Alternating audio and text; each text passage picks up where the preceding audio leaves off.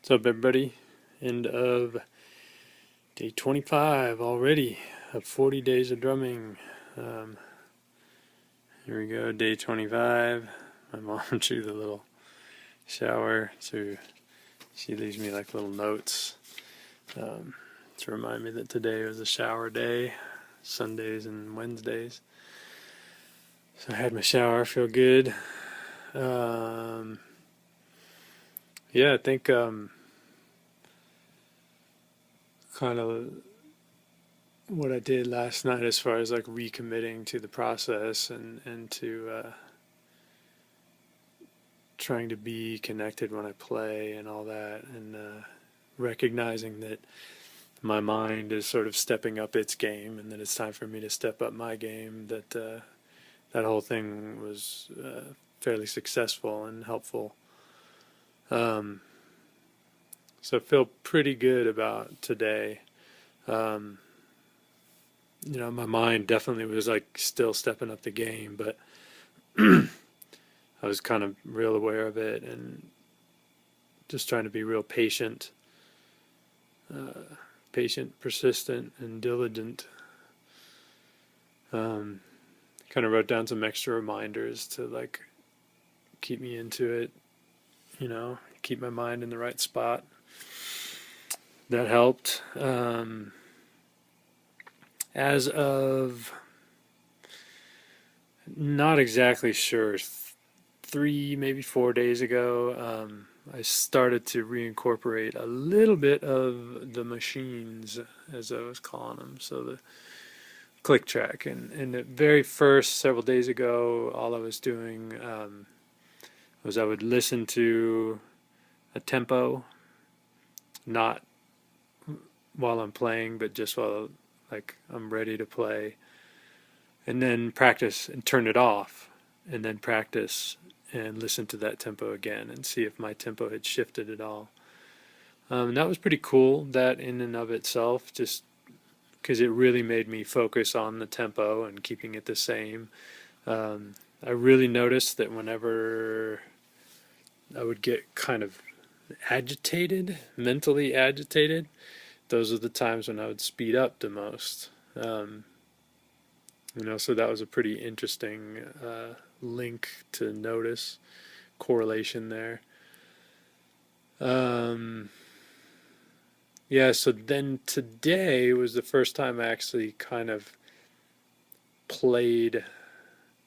I did a little bit of playing along to a click track the other day, and but today I actually kind of sat there for a while. It was just um, bass drum stuff, and I was like, I didn't play the bass drum in the first half of the day. I actually switched the kit around, so it was a lefty kit. So my left foot was over on the bass drum, and just messed around on that only for an hour or something, but it's pretty interesting to sit there and play that. There are certain things that I was able to do that I was actually kind of surprising myself.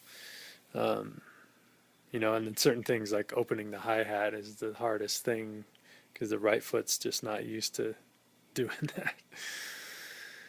So that was kind of comical and interesting to hear how kind of awkward and herky-jerky certain stuff sounds. Um, but it really made me realize like you know, how comfortable I am with the right kit and the right hand its role on the hi-hat, the left hand its role on the snare drum, and all of that stuff. So that was kind of cool in a way. Yeah, so then with the click track, I was playing just very simple bass drum rhythms at like 65 beats a minute, and was trying at first. There's this thing that I'll do where I'll have the click track play for 4 measures, and then it'll still be going, but it'll be silent for 4. And that really like forces you to think about the tempo, and it's a very difficult thing to do. Um, and I think as one of the first things coming back to playing with click tracks after not for so many days, I think that's kind of a bit of a stretch. It was a little bit frustrating for me, like too frustrating, especially when I'm just trying to work on being relaxed and stuff. And after coming back from a kind of hip injury, I didn't want to introduce any kind of like stress to my practice routine. So I just I stopped doing that and then was just playing, just had the click track on and just playing these bass drum rhythms to it. And so, then my kind of question was, okay, well, can I get in this kind of zone, this effortless space with a click track? Because I was playing along with it and was doing okay, but not real like consistent on where my placement of the beat was. So then I kind of did a quick meditation and relaxed myself and got into that space as deep as I could, and then turned on the metronome. And pretty quickly, I actually found that I was able to get in this zone where the bass drum was just playing itself, and it was like it was a part of this click track that I had going. I had all the 16th notes on, like a little shaker pattern, and that was pretty cool. It was interesting. It just kind of fell into place a lot easier, and I didn't have to think about it. I didn't have to think trying to get, oh, that was a little behind this, so I'm going to, there was none of that kind of normal adjustment stuff that happens with a click. It just like fell into place. So that was cool. I think, I'll start doing a little bit more with clicks, especially for the 16th note timing stuff. My night session on the pad had a few nice moments of connection, but it was really like a game of dodgeball with my mind, or like playing goalie with my mind, because it just kept coming in and like really just, I don't know, playing hardball. These thoughts that were just hard to even get out of my head at all. So I kept having to just stop completely, put the sticks down, just focus on my breathing, take some deep breaths, get calmed down, start again. But still, I wasn't able to practice for very long before my mind started going. I think it's the same thing. I've had more time today where I was kind of getting in the zone, so then the mind starts going, okay, I'm going to up the game again. So I guess that's how it's going to be.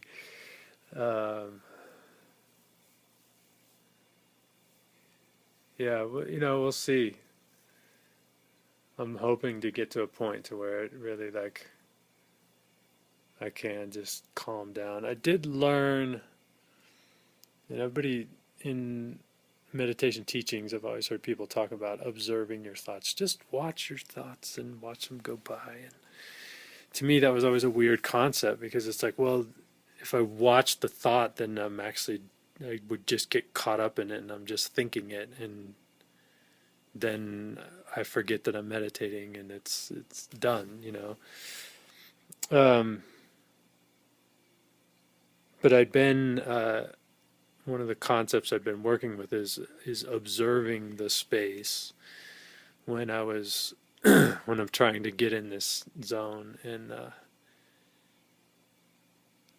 now it's like I'm realizing that, oh, okay, when they say watch your thoughts, what that means to me now is that it's like you have to be aware of you have to be aware of yourself and that you are watching those thoughts.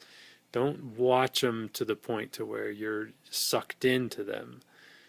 Just like feel yourself and notice that you are here and there's your thought. Um, if that makes any sense whatsoever to anybody, but it makes sense to me. Um, yeah, so kind of for the first time, that concept is making sense because before in meditation, it was always easier for me to either kind of notice that I was thinking and then kind of in a way make the thoughts go away, which they tell you not to do, but that kind of worked for me. And then also notice that I was thinking and then draw my attention to whatever it is I'm focused on. If it's my breath or listening to the beats I'm playing or whatever. Usually it's like my breath. So the mind is a crazy, crazy thing, man. It's a complicated mechanism, and yeah, I'm just learning how to control it, but I can see how that's the key to everything. That kind of allows everything else to happen once you gain control of your mind and you get your mind focused on what you want it to be focused on at that time. Then all these other things are possible, because when you're constantly distracted, you can't stay focused on any one thing long enough to actually follow it and let it develop into something. So that's where we're at. Yeah, my hip feels a lot better. I spent a lot of time last night, probably at least an hour, between laying on that tennis ball, which isn't the most comfortable thing in the world. It's rather uh, uncomfortable. It's one of those things where like your tendency is to go, oh God, that hurts, and you just want it to go away and make it stop. But you have to just lay there and stop reacting to that pain so that you can send that signal down to that muscle and say, listen, everything's okay. We're not in a crisis situation. There's no saber-toothed tiger chasing me, trying to eat me. There's no fight or flight, turn off the fight or flight mechanism now. It's okay. And then the muscle, like, eventually will, it releases. And then the pain, you can tell when it releases because it stops hurting. And in some cases it wouldn't stop hurting completely, but the major pain would go away and it would just be like a little small pain, and maybe that's all I could get to go at that time. And then I would do some pigeon pose and lay there and lay there and lay there and try to breathe into that hip and get it to loosen up. And then back to the ball, back to the red ball, the kid's ball, and kind of roll around on that, get everything loose. And it's feeling a lot better. And I put an ice pack on it as I was going to sleep. And yeah, like in playing the bass drum today, I'm pretty amazed at the difference. Um, all those old muscles that I was talking about that were like firing off when they're not even necessary. Um, those have all they're just chilling now. Like when I'm playing bass drum, I'm trying not to do anything too aggressive right off the bat, but you know, just in these, it was even like I was just trying to like make my foot go boom, boom, just real soft, and that was even just muscles were just like tense up in my hip, so it feels like a big step forward. I can still tell that there's something right up lower part of my back, so I'm going to lay on that on the tennis ball tonight and see if I can get that to loosen up too, and keep knocking at this thing and see if I can get my whole body mind mechanism back in shape. I guess this whole thing was more of a like a tune-up. This is my cars have a 30,000 mile tune-up, and drummers have a 40-year-old tune-up to go through. So yeah, this is it for me. But it's good. I think it's all for the good. It's all gonna help. If I can get that hip to completely release, man, that's gonna just change everything for me. It's gonna make everything a lot easier. All right, everybody. If you made it this far, thanks for listening. See ya.